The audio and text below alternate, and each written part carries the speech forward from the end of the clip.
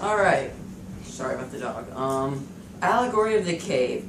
The premise of it is actually pretty simple. You have this group of people that are trapped in a cave. They've been there since they were born. They're all chained up. They're chained up to the point where they can't move their necks. They're just basically staring at this one spot in the wall. And ironically enough, they are perfectly fine with that because, they think that's all the world is. It's just that one spot on the wall. Right above them is an elevated walkway where people will walk by and they'll be carrying all sorts of random junk. And right on the far side of that, there's a fire, and the fire casts shadows, so that's all the prisoners see. But since they're only shadows, they can't really determine what they are. And then one day, one of them is set free, so he automatically goes towards the light, which he is also automatically blinded by because he's so used to the darkness. Like any other human being. And then also like any other human being, he gets used to the light. Like, I can give you examples. Like, I can spend a half hour in my room when it's pitch black, which is normally what happens. And then I'll come outside, and my eyes won't be automatically adjusted to the light, so I'll be kind of, I can't see. And then I'll get used to it. And then what happens to him is, he gets used to it, and just like I would. And then he starts seeing the world not as shadow, but as what it actually is. And then he goes back into the darkness because he wants to get everybody that's still in prison out so they can see how the world actually is. And he goes in and he can't really see in the dark, which is also like what I would do. I can just hang out here for a while, then go back in my room where it's still pitch black, and my eyes won't automatically see everything because they're not adjusted to the darkness. So he goes back down there. My voice cracked. He does find them. And he tries to convince them to come with him, but they won't. They think he's crazy, and they think he went to some fantasy. They still think all the world is just that spot, and they kind of say, "You've betrayed us," and it's implied that they would kill him. So that's a short and simple story. Stuff to compare it to. We went over a lot of this in class, but the one I wanted to use was The Matrix. If you don't know what The Matrix is, it's this 1999 action film that came out. It revolutionized a lot of stuff you see in action movies today. But you look past the bullet time and all the special effects and I can't do that, I'm not Neo. The story of it is actually a lot similar.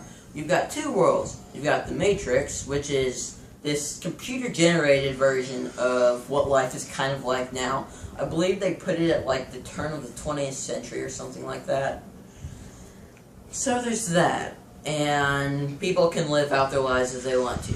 Then there's the real world, which is pretty bad. You've got cities have been completely leveled.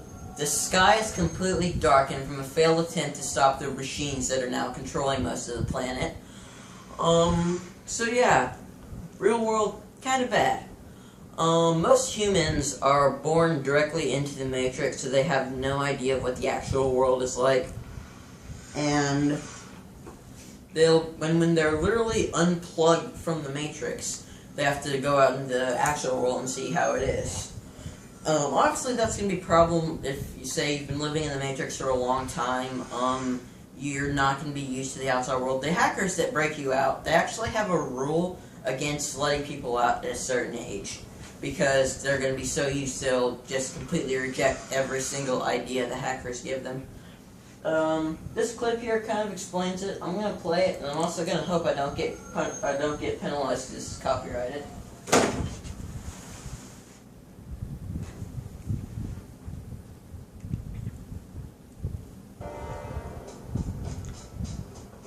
The Matrix is a system, Neo.